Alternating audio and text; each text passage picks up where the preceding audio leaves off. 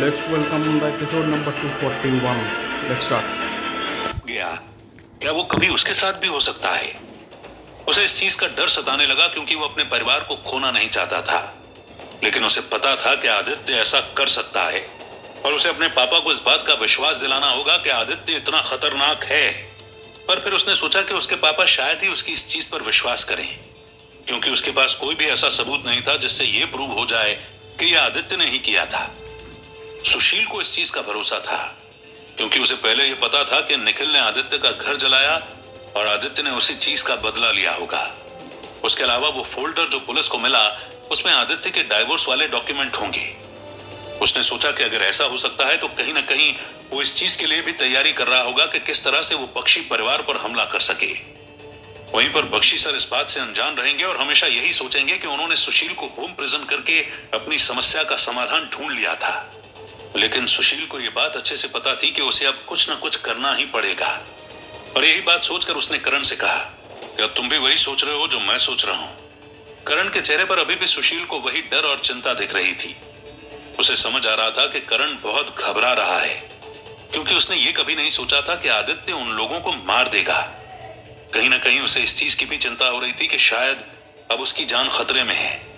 लेकिन सुशील को पता था कि अभी वो करण के साथ रहकर उसे समझाएगा तो शायद उसे अपने कंट्रोल में कर पाएगा। और यही बात सोचकर वो आगे बढ़ा। उसने करण को कंधे से पकड़ा और उसे बेड पर बैठाते हुए कहा, करण अभी किसी भी चीज की चिंता मत करो और डरो मत। मैं तुम्हारे साथ हूं, तुम्हें कुछ नहीं होगा, पर तुम जो भी सोच रहे हो वो मुझे बताओ। जब करण ने सुशील की बात सुनी तो उसे डर लग रहा था, पर उसे पता था कि अगर वो अपने मन की फीलिंग सुशील को नहीं बताएगा तो किसी और को भी नहीं बता पाएगा। यही बात सोचकर पहले उसने एक गहरी सांस ली और फिर सुशील से कहा, हाँ चाचू, मुझे भी यही लग रहा है जो आप सोच रहे हो। मुझे भी लगता है कि आदित्य ने ही इन दोनों को मारा है और ये सारी चीजें की हैं। मुझे अब इस चीज को सोचकर डर लग रहा है कि शायद उसका अगला टारगेट हम है और वो जल्दी ही हमारे घर आने वाला है। मुझे मरना नहीं है चाचू, मैं मरना नहीं चाहता। आज सुबह मैं दादू के सामने कुछ नहीं कह पाया क्योंकि मैं बहुत डर गया था, पर कहीं ना कहीं मुझे भी अनामिका की मौत का बदला लेना है। मैं इस बात से खुश नहीं हूं कि मैंने अपने परिवार को खो दिया। माँ पापा भी अब मेरे साथ नहीं और मैं अब आप दोनों को नहीं खो सकता।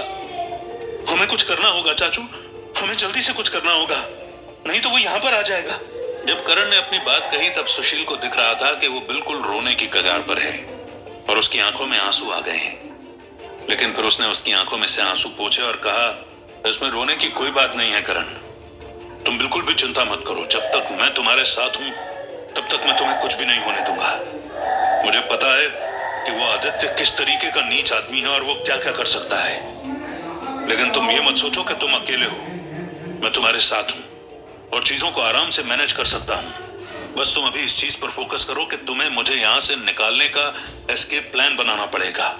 तुम इस बारे में ना तो दादू को कह सकते हो और ना ही किसी और को, क्योंकि कोई भी तुम्हारी बात पर विश्वास नहीं करेगा। अगर उन्होंने ये सुन लिया कि तुम भी आदित्य से बदला लेने के बारे में सोच रहे हो तो वो तुम्हें भी यहां ही बंद कर देंगे। हमें बहुत ही प्लानिंग से चीजों को करना पड़ेगा करण, क्योंकि अगर किसी भी चीज की इंफॉर्मेशन उन तक पहुंची तो हम दोनों के लिए बहुत लॉस हो जाएगा। हाँ चाचू, वो तो मैं समझता हूँ। जब से मैंने फोन में ये वीडियो देखी तो डायरेक्ट मैं आपके कमरे में आया, क्योंकि मुझे पता था कि दादू के पास अगर मैं इस चीज को लेकर गया तो वो मेरी बात नहीं सुनेंगे और मुझे भी सुनाएंगे।